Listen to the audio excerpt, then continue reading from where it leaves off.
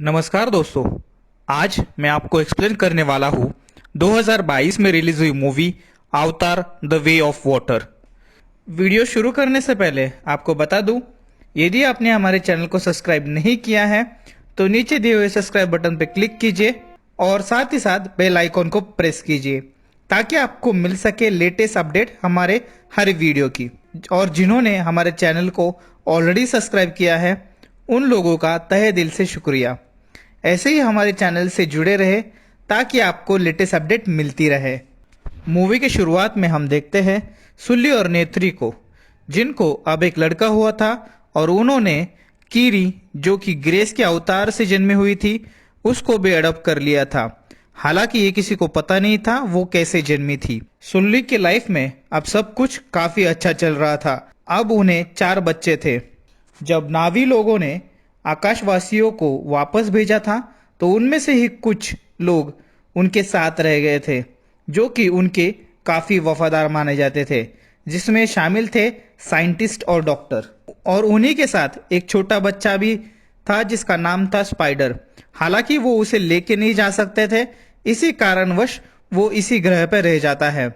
वो एक अनाथ था और लैब वाले उसकी परवरिश करते हैं। स्पाइडर इन लोगों में इस कदर से घुल मिल जाता है जैसे कि वो उनका एक अटूट भाग हो, और वही वो बड़ा हो जाता है।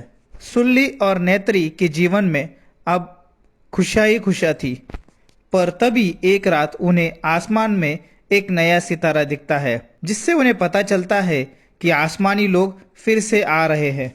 आसमानी लोग उनके जंगल में आग लगा देते हैं और अपना कैंप बनाते हैं।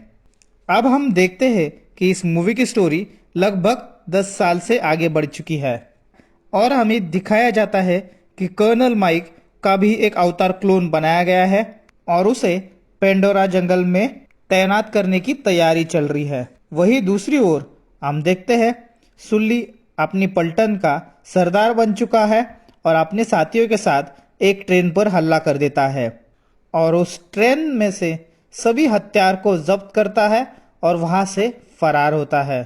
कर्नल के साथ काम करने वाले कुछ और लोगों का भी क्लोन बनाया गया था और उन सबको एक ब्लू टीम कहा जाता है और उन्हें पेंडोरा के लिए भेजा जाता है। अब हम देखते हैं कि आसमानी लोगों ने काफ़ी तरक्की की है इस ग्रह पे और उन्होंने अपना एक शहर बनाया है जिसका नाम है ब्रिज हेड। कर्नल अपने टीम के साथ ब्रिज हेड पहुंचता है और वो जनरल से मिलता है, जहां पे जनरल उन्हें बताती है, उनके द्वारा की हुई डेवलपमेंट दिखाती है और कहती है कि धरती पर अब कम जगह बची है और इसीलिए अब उन्हें पेंडोरा को अपना दूसरा घर बना लेना है।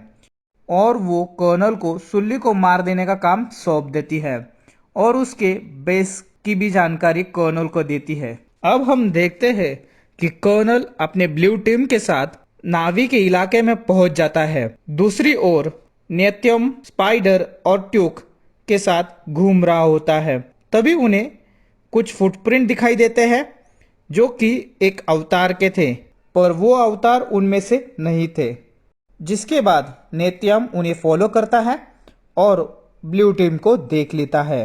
नेत्यम सुली से कनेक्ट करता है और उन्हें इन लोगों के बारे में बताता है। सुली उन्हें वहां से निकलने की हिदायत देता है, साथ ही वो उनका लोकेशन भी पूछ लेता है ताकि वो उनके मदद के लिए वहां पे पहुंच सके। तभी ब्लू टीम के अवतार सभी को पकड़ लेते हैं और उन्हें वहां से ले जाने का मन बना लेते हैं। वो उनके टीम को कांटेक्ट करते हैं और उन्हें पिकअप का लोकेशन बताते हैं। तभी सुल्ली और नेत्री ब्लू टीम पर हमला करते हैं और सभी को छुड़ा लेते हैं। इसी दौरान जब वो ब्लू टीम से बच के भाग रहे होते हैं, तभी स्पाइडर का एक पेड़ से पैर फिसल जाता है और वो नीचे गिरता है और वो ब्लू टीम के हाथ चढ़ जाता है। कर्नल उसे लेके वापस ब्रिजहेड कैंप पे ले जाता है और उसे एक रूम चेंबर में रखा जाता है। दूसरी ओर सुल्ली का टेंशन बढ़ चुका था क्योंकि स्पाइडर को उनके सभी प्लान के बारे में पता था, साथ ही साथ उनके लोकेशन के बारे में पता था। सुल्ली अब कहता है कि अगर स्पाइडर टूट जाता है और उन्हें ये जानकारी देता है, तो अगले ही क्षण आसमानी लोग उन पे हमला कर सकते हैं और साथ ही साथ उनके लोग यानी कि उनके कबीले के लोगों की भी जान खतरे में पड़ सकती है। इसीलिए वो मन बना लेते हैं सुल्ली और नेत्री इस जंगल को छोड़कर अपने परिवार को लेकर कहीं दूर चले जाएंगे। पहले तो नेत्री इस बात से नहीं मानती, पर जब वो अपने लोगों के बारे में सोचती है तो आखिरकार वो अपना मन बना लेती है कि वो इस जंगल को छोड़ देगी। अब हम देखते हैं कि आसमानी लोग जिन्होंने स्पाइडर को पकड़ा था वो उसे टॉर्चर करना शुरू करते हैं और सुल्ली के पलटन के बारे में पूछना शुरू करते हैं, पर स्पाइडर उन्हें कुछ नहीं बताता। इसी दौरान कर्नल को पता चलता है कि स्पाइडर कोई और नहीं बल्कि उसका बेटा है। उसके मन में स्पाइडर के लिए प्यार जागृत होता है और वो उनसे कहता है कि स्पाइडर से वो पूछताछ करेगा। कर्नल स्पाइडर को बताता है कि उसके पिता माइक थे और वो उनका क्लोन है जो कि ऑलरेडी मर चुके हैं और वो उसे यहाँ से निकलने में मदद कर सकता है यदि वो उसकी सभी बात मान ले। अब हम देखते हैं सुल्ली अपने जगह पार्सेन को कबीले का सरदार नियुक्त करता है और वो अपने परिवार के कबीले से दूर निकल जाता है। जैक सुल्ली अपने परिवार के साथ एक आइलैंड पे पहुंच जाते हैं जिस गांव का नाम होता है अवाटलू। ये एक मेटकाइना कबीला था जिसका प्रमुख था टोनोवारी। सुल्ली उससे शरण मांगता है। हालांकि शुरुआत में टोनोवारी इसके बारे में सोचता है, साथ ही साथ उसकी पत्नी रोनाल भी इसके बारे में सोचती है और वो शुरुआत में तो मना कर देती है, पर आखिरकार वो मान जाते हैं और सुल्ली को शरण में लेते हैं। मेटकाइन कबीला एक सागरवासी कबीला है जो समुद्र में तैरना जानता है और यही कबीले के वासी सुल्ली के परिवार को ढलने में मदद करते हैं और उन्हें वो रहने के लिए आसरा भी देते हैं। अब हम देखते हैं कि जैक सुल्ली की छोटी बेटी जिसका नाम टूक है अपने पिता से घर जाने की जिद करती है, पर सुल्ली उसे समझाता है कि यही अब उसका घर है। मेटकाइन कबीले के सरदार एक लड़का और एक लड़की है जिनका नाम आनुग और सरिया है। अब हम देखते हैं कि कर्नल का क्लोन स्पाइडर को लेके गनशिप में बैठता है और सुल्ली के इलाके में पहुंच जाता है। यहाँ पे उसे पता चलता है कि सुल्ली अंडरग्राउंड हो चुका है। अब हमें दिखाया जाता है कि जैक सुल्ली का पूरा परिवार अपने आप को सागर वासियों की तरह ढालना शुरू करता है, जिसमें वो पानी में तैरना शुरू करते हैं और ज्यादा से ज्यादा वक्त पानी में रहने की कोशिश करते हैं। इसी दौरान उनकी मदद टोनोवारी के बेटा और बेटी कर रहे थे और साथ ही वो एक समुद्र प्राणी जिसका नाम सुल्लू था उसकी सवारी करना भी सीखते हैं। अब हम देखते हैं कि जैक सुल्ली के बच्चों में और मेटकाइना कबीले के बच्चों में नहीं जमती, जिस कारण वह उनमें झगड़ा होता है। सुल्ली अपने दोनों बच्चों को समझाते हैं और उनकी माफी मांगने के लिए कहते हैं। लोग आनुग से माफी मांगता है और उससे दोस्ती कर लेता है, पर आनुग ने अभी भी उसे माफ नहीं किया था। वो उससे दोस्ती तो कर लेता है पर उसे वो अपने जाल में फंसाता है और बीच सागर में शिकार के लिए मना लेता है और वो लोग को बीच सागर में ले जाते हैं और वहां छोड़ के वापस आ जाते हैं। लोग पे एक विशाल जीव हमला करता है और उसे खाने ही वाला होता है, तभी एक विशाल टर्कन उसे बचा लेता है और वापस उसे अपने कबीले के पास छोड़ आता है। ये टर्कन जिसने लोग को बचाया था उसका नाम बाइकन था, जिसपे ये इल्जाम था कि उसने काफी नावी लोगों को मारा है। लोग बाइकन से दोस्ती कर लेता है और उसके साथ वक्त बिताना शुरू करता है। कीरी अपने सभी साथियों के साथ समुद्र में एक वृक्ष से जुड़ने की कोशिश करती है और अपने माँ से बात करती है। उसी वक्त उसको एक दौरा पड़ता है जिससे वो बेहोश हो जाती है। सुल्ली अपने दोस्त जो कि एक डॉक्टर है और साइंटिस्ट है उनसे कम्युनिकेशन डिवाइस से बात करता है और उन्हें इलाज के लिए बुला लेता है। वो गनशिप से वहां पहुंच जाते हैं और कीरी का इलाज करना शुरू करते हैं। इसी दौरान कर्नल को एक बात पता चलती है कि करीब 400 किलोमीटर दूर एक गनशिप गई थी और वो इस बात की तहकीकात में लग जाता है। तब उसे पता चलता है करीब 400 किलोमीटर दूर कुछ द्वीप है। कर्नल अपने ब्लू टीम के साथ उस द्वीप पर पहुंच जाता है और उनकी जानकारी मांगता है, जहां वो सुल्ली का फोटो दिखाता है और उस द्वीप के निवासियों से पूछता है कि यदि आप इस इंसान को पहचानते हैं या नहीं। वो उनके घरों को भी जला देता है। अब हम देखते हैं कि लोग बाइकान से जुड़ता है और उससे सभी घटित चीजों के बारे में जानकारी प्राप्त करता है। वो सरिया को बताता है कि एक जहाज ने उसके माँ को उसके सामने ही मार दिया था, जिसके कारणवश वो कुछ नावी लोगों के साथ उस नाव पर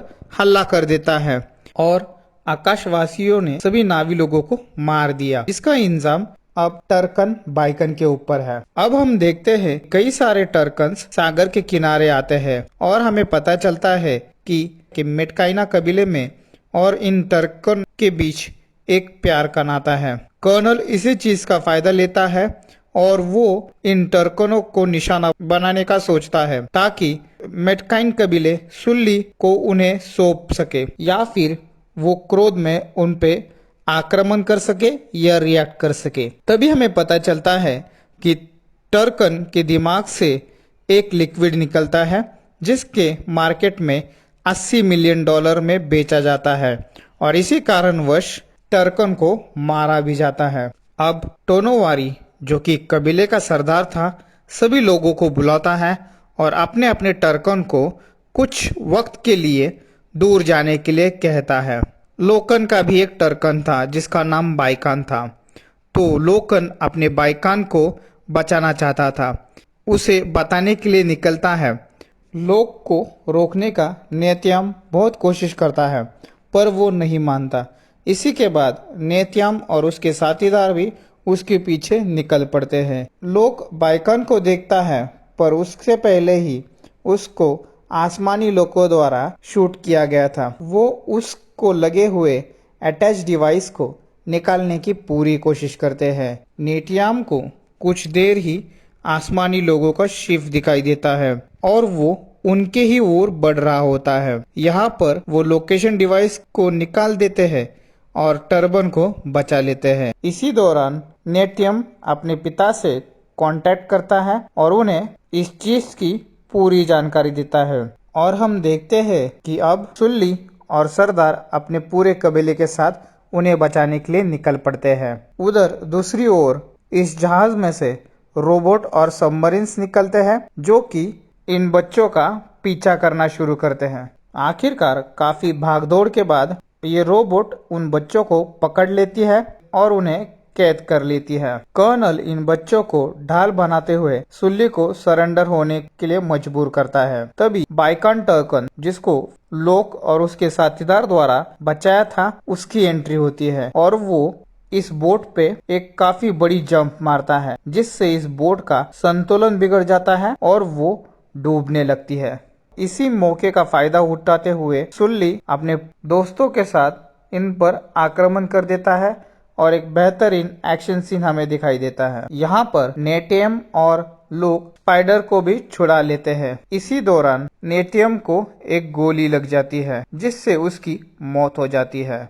अभी भी सुल्ली की 2 बेटियां कर्नल के कब्जे में थे और कर्नल सुल्ली को आत्मसमर्पण करने की चेतावनी देता है। वही सुल्ली अपने पत्नी को यानी कि नेत्री को बताता है कि उसे उसकी मदद चाहिए और नेत्री उसको मदद करने के लिए तैयार हो जाती है। अब हम देखते हैं कि सुल्ली, नेत्री और स्पाइडर दोबारा से एक अटैक करते हैं और फिर से एक तगड़ा एक्शन सीन होता है जिसमें कर्नल और सुल्ली आपस में भिड़ जाते हैं और जिस जहाज पे वो ये झगड़ा कर रहे होते हैं वो डूबने लगता है और सभी लोग इस जहाज में फंस जाते हैं। आखिरकार काफी कोशिशों के बाद वो जहाज से बाहर निकलते हैं पर कर्नल इस जहाज में फंसा रहता है। वो मौत को गले लगाने ही वाला होता है, तभी स्पाइडर उसे बचा लेता है और उसे बाहर एक किनारे पे लेके पहुंच जाता है। कर्नल स्पाइडर को अपने साथ चलने के लिए कहता है,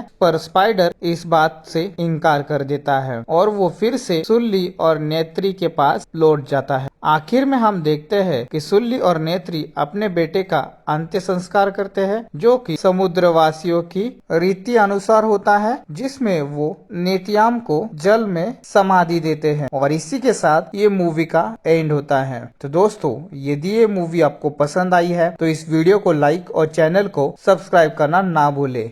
धन्यवाद।